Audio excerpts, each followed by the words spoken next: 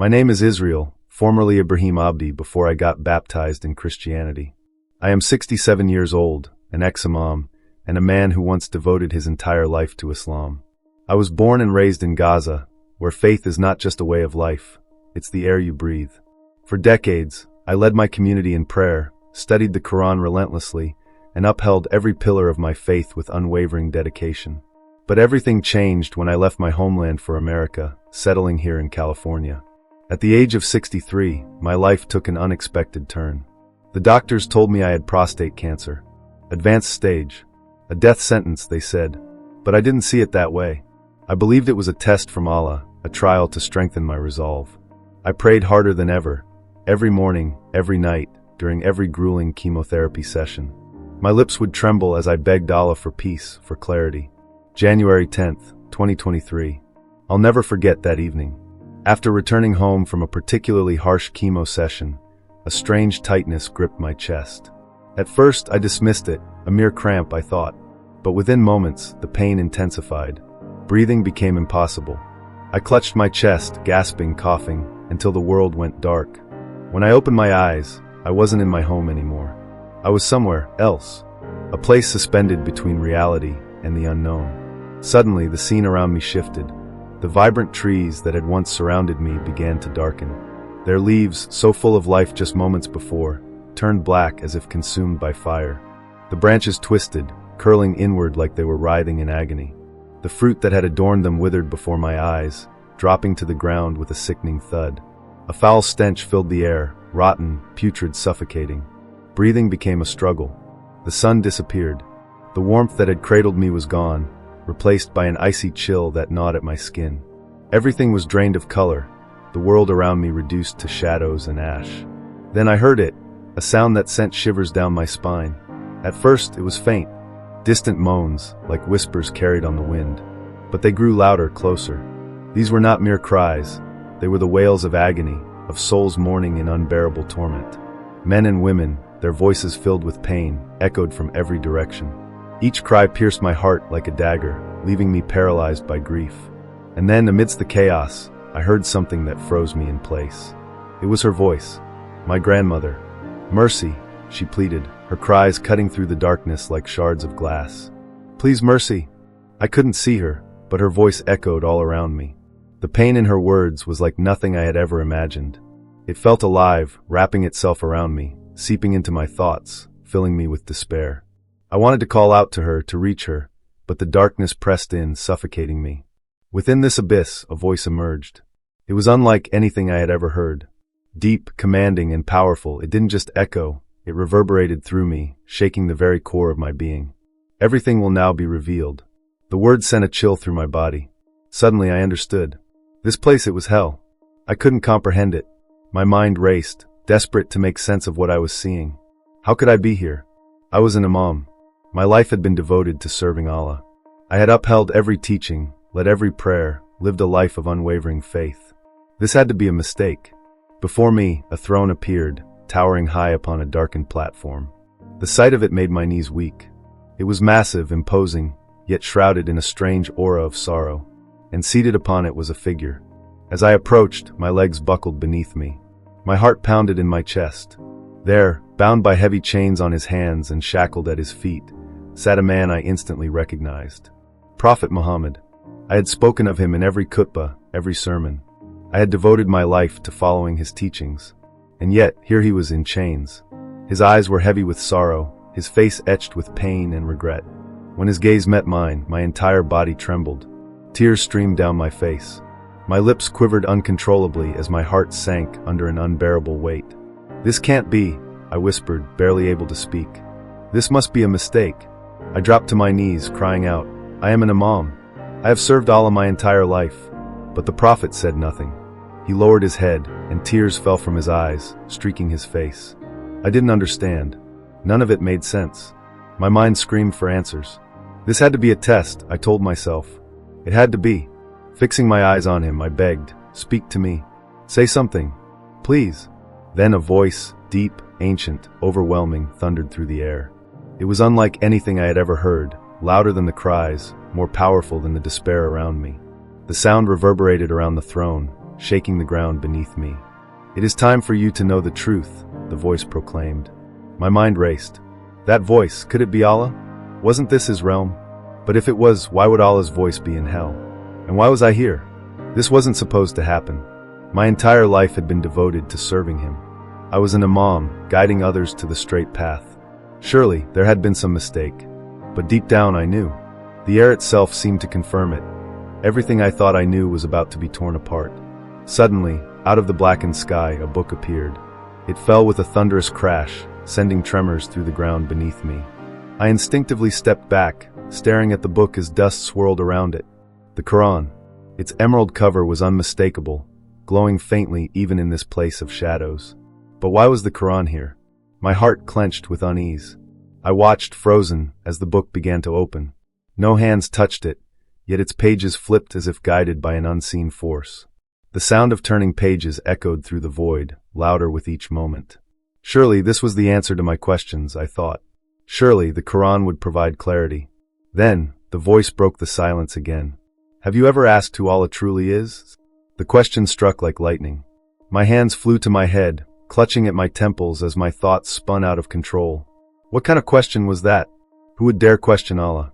This had to be a test. Yes, that was the only explanation. Tests are meant to purify the soul, I told myself, though my chest tightened with doubt. The voice didn't wait for me to answer. It cut through my thoughts like a blade. "How do you know he is the creator of all things? Have you ever truly considered that?" I opened my mouth, but no words came. For the first time in my life, I felt utterly powerless. The question echoed in my mind, unraveling something deep within me. I had spent decades preaching the greatness of Allah. I thought I knew him. But had I ever truly asked? The Quran's pages turned faster now, flipping as if agitated.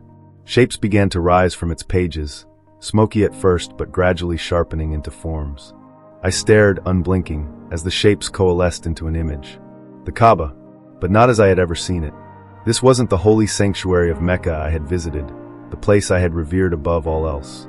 The Kaaba before me was surrounded by idols, hundreds of them, their grotesque shapes encircling the sacred site. Men and women, my Muslim brothers and sisters, were bowing to these idols. They carried incense, their heads low, their prayers offered to these false gods. My breath caught in my throat. This couldn't be real. It couldn't. Yet the scene before me was vivid, undeniable. The voice spoke again, louder this time, piercing through my confusion. "Do you recognize their names?" it asked. My gaze darted back to the idols surrounding the Kaaba. Squinting, I made out the inscriptions etched beneath their forms. Alat, Amanat, Al-Uzza, and more. The names burned in my memory. A cold shiver ran through me. These were the very idols I had condemned in countless sermons. They represented the Jahiliyyah, the age of ignorance. I had preached with fervor against their worship, declaring them false gods who misled our ancestors. "These are the gods of ignorance," I murmured, my voice trembling. Yet, why were they here? Why were they tied to this sacred image of the Kaaba? The questions clawed at my mind. I clung to my belief. This is a test. It has to be a test. The voice cut through my spiraling thoughts again. Where have they placed Allah? The question struck me like a thunderbolt. Allah isn't an idol. I shouted back, my voice trembling yet defiant. He is above all idols.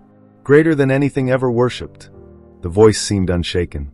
People prayed to Allah before Islam, it declared. My breath hitched. I couldn't deny it. My own studies confirmed that the Arabs believed in Allah before the Prophet Muhammad's revelations. But their Allah was the God above all gods, I argued internally. That's why we proclaim, all is one. Still the voice pressed on. Who then is Allah? My heart pounded violently. Allah is Allah, I shouted, desperation lacing my words. But something deep within stirred, a quiet, unnerving realization. I had never truly asked myself that question. The thought was foreign, almost forbidden. I had always accepted Allah as the divine authority.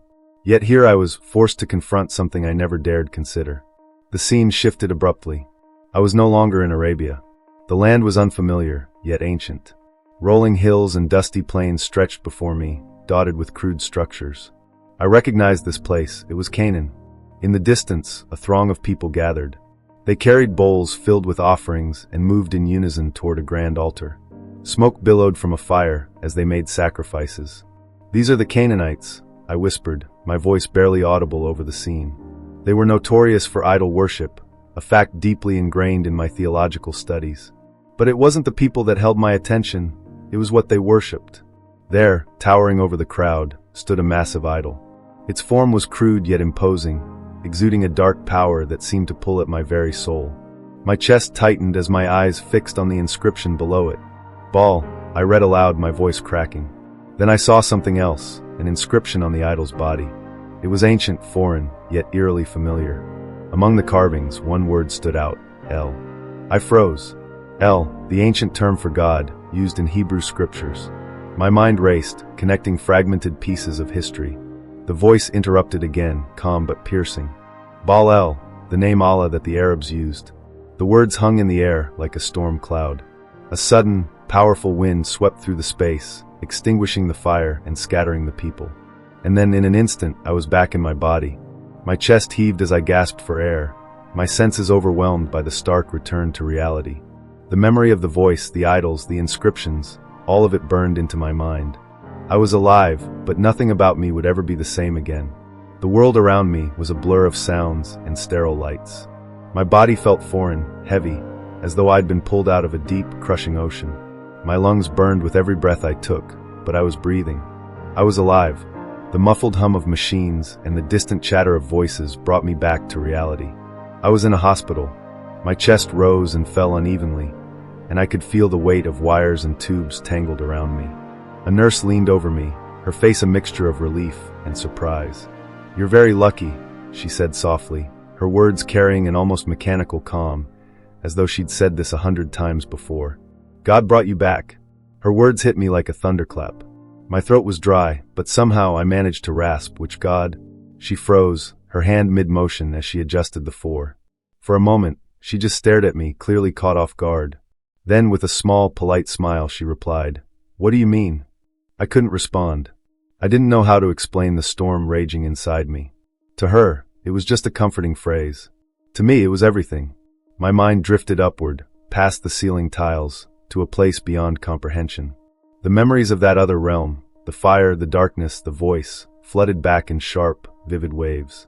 The names I had heard, Baal, El, Allah, spun through my thoughts like a relentless whirlwind. My heart raced. I was desperate to ground myself, to find clarity, but the storm inside me refused to subside. Days passed, but I said nothing to anyone. My lips refused to betray the chaos in my heart. Visitors came, my family, my friends, but their faces blurred together, their voices muffled. Even my wife, seated faithfully by my side, gripping my hand in silent concern, felt like a distant figure. The questions haunted me. Why had I seen the prophet? Why was he seated on that throne in a place that felt like hell? It didn't make sense. The prophet was supposed to be in the highest ranks of paradise. And yet, there he was. The voice I had heard in that infernal realm wouldn't leave me alone. It echoed in my mind, relentless and piercing. It wasn't just a sound. It was a force that stirred something deep within me. What did it mean? Was I deceived?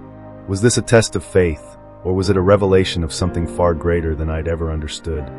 I tried to block it all out, to lose myself in the mundane sounds of the hospital, the beeping machines, the distant voices, the footsteps in the hallways. But nothing worked. The visions were seared into my mind.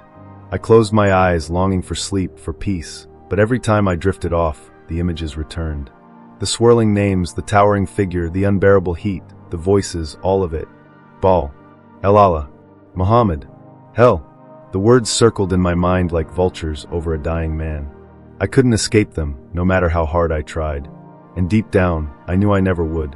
One morning, as the sunlight poured weakly through the hospital blinds, a quiet knock disrupted the monotony of the beeping machines. I turned my head slowly. A man stood at the door. He was tall and wore a pristine white robe that seemed to glow in the sterile light of the hospital. In his hands was a book, a Bible. I didn't say a word as he walked in, and sat down beside my bed. He didn't speak either, just sat there as though he belonged, his presence unshaken by the heavy air of uncertainty that clung to me. I ignored him at first, my thoughts swirling too chaotically to entertain a stranger's company. I figured visits like this were common here in America. Perhaps he was just another kind soul fulfilling a duty. But then, his voice broke through the silence. "Hello," he said gently, his tone calm yet deliberate. "May I speak with you?" Something about his presence unsettled me. I nodded cautiously, unsure of what he could possibly want. He leaned forward slightly, his gaze steady. "I saw something," he said. Those words struck me like a bolt of lightning. My entire body tensed. My heart raced, pounding in my chest as if trying to escape. Every instinct screamed at me to stay silent. But deep inside, there was another voice, a quieter, insistent one, urging me to speak, to release the burden clawing at my soul. "How do you know what I've seen?" I asked, my voice barely above a whisper. The man didn't flinch. His calm was unnerving, like he already knew everything I was about to say. I turned away, fixing my gaze on the ceiling, trying to steady myself. Tears welled in my eyes, hot and stinging. They spilled over, tracing lines down my face as I struggled to form the words. "I saw hell," I finally admitted, the words escaping like a confession I had no strength to hold back any longer. He nodded slowly, his expression unchanged but full of understanding. "There was a throne," I continued, my voice trembling, "and someone was seated on it. Someone who shouldn't have been there." The silence between us felt like a living thing, heavy and charged with unspoken truths. He didn't interrupt, didn't push. He just waited, his gaze unwavering. "Who was on the throne?" he asked after a moment, his voice as steady as before. I lowered my head, my face cradled in my hands as if trying to shield myself from the weight of my own words. My voice cracked as I spoke. "Muhammad," I said. It was Muhammad, but he wasn't supposed to be there. The weight in my chest grew unbearable. It felt like a massive stone pressing down on my heart, threatening to crush me entirely. The man didn't react with shock or judgment. Instead, he asked a single question, his tone calm but piercing. "Where was Jesus?" I froze. The question hit me harder than I expected, cutting through my thoughts like a blade. I had seen Jesus, but not where I thought I would. "He wasn't there," I said, my voice faltering. "Jesus, he was among the crucified souls." The realization tore through me as I spoke the words aloud. My mind reeled, grasping for answers. Why? Why was Jesus among the crucified? He was the Savior. That's what I'd always believed. The man remained silent for a moment, then gently opened the Bible on his lap. The sound of the pages turning filled the air, soft yet deliberate. He stopped and began to read. "John 14 verse 6, he said, his voice steady and clear. "I am the way, the truth, and the life. No one comes to the Father except through me." I had heard that verse countless times before, but this time, the words pierced me like arrows. Each syllable seemed to cut deeper, shattering the walls I had built around my understanding. The phrase echoed relentlessly in my mind. "I am the way, the truth, the life." The man placed a comforting hand on my shoulder. "Jesus brought you back," he said softly. "He doesn't want to lose you." His words shook me to my core. Something shifted inside me at that moment. I wasn't the same anymore. My mind became a storm, torn between truths and lies, between everything I thought I knew and the unsettling revelations I couldn't ignore. Every night, as I lay in that hospital bed, the questions haunted me. Was it all a lie? Was I deceived? Sleep became a distant memory. The images, the voices, the throne, they refused to let me go. And through it all, one name echoed louder than the rest. Jesus. On the night of March 22nd, 2023, my life changed forever. The dream came again. The throne was there, just as I had seen before. Prophet Muhammad sat on it, but this time, the chains that had once bound him were gone. His tear-filled eyes were no longer sorrowful. They burned with an intensity one could neither comprehend nor withstand. He rose from the throne and approached me. "Go," he said, his voice quiet yet piercing. "Find the truth." There was no echo, no resounding authority in his words as before. It was just him, raw, direct, and pleading. I woke up gasping for air, my chest heaving as if I'd been pulled from the depths of an ocean. Tears poured down my face, and I found myself crying out to Allah, but not with the prayers I had recited my whole life.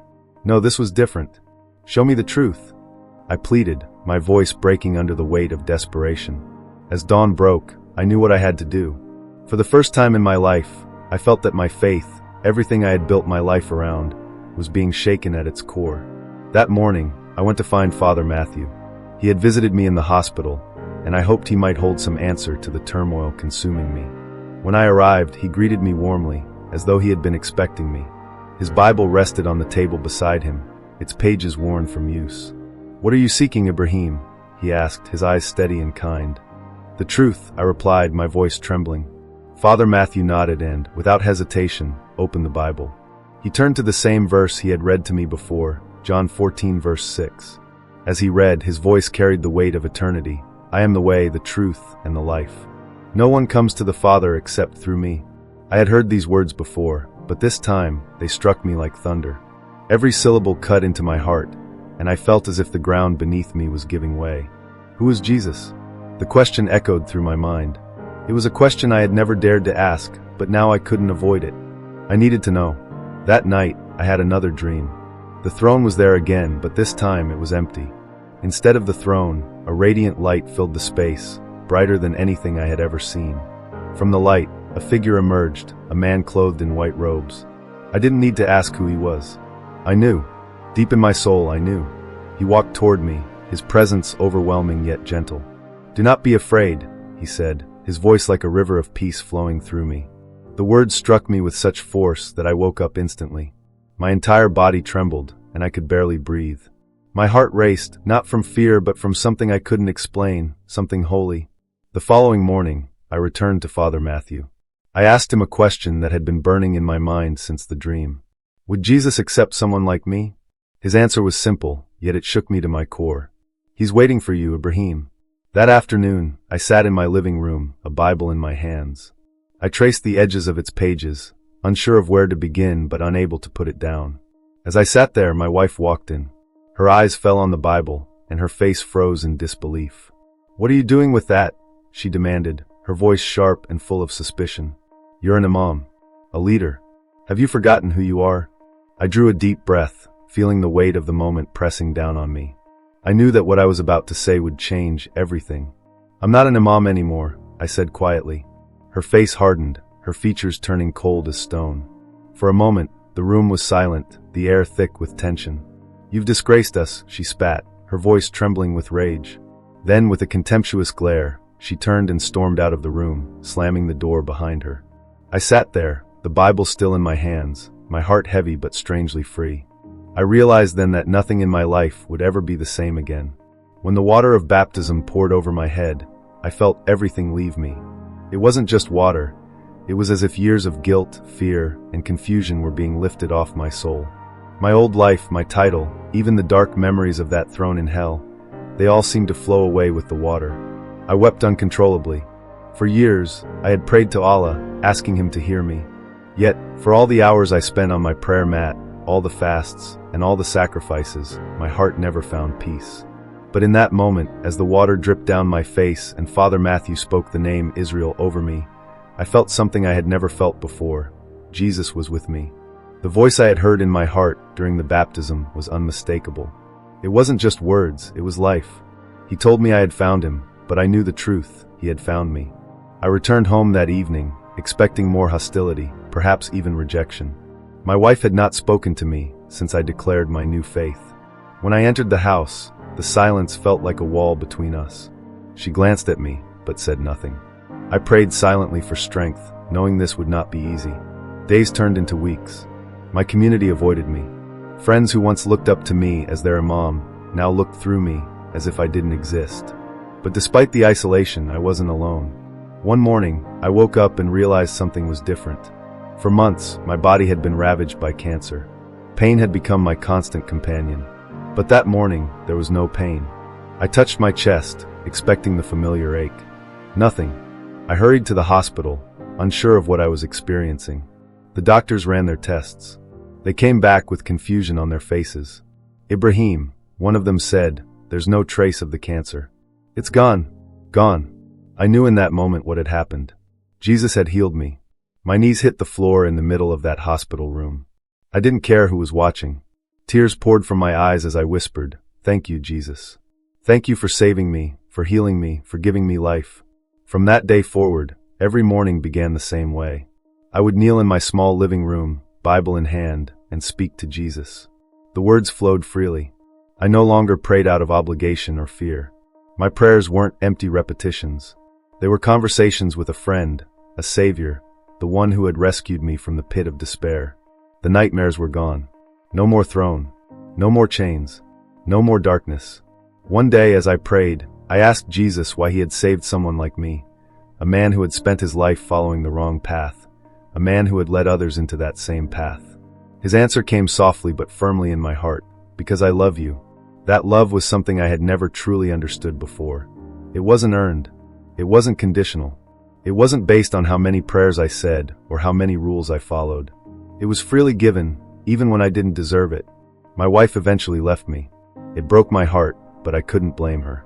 My decision to follow Jesus had cost me everything: my family, my community, my position. Yet, in losing everything, I gained something far greater. I found the truth. Today, I stand as a living testimony of Jesus' power to save. I share my story with anyone willing to listen. Some mock me, others walk away, but there are a few who stop and ask questions I once had myself. To them, I say this: I was an Imam, a man who thought he knew the truth. But the truth isn't a concept or a set of rules. The truth is a person. His name is Jesus Christ. He saved me from the depths of hell. He broke the chains that held me captive. He gave me a new name, a new life, and a hope I never thought possible. And to anyone hearing this, I want you to know, He can do the same for you. The throne I saw in hell is real. The chains are real. But so is Jesus. He is the way, the truth, and the life. And if you call out to Him, He will answer. He is waiting for you, just as He waited for me.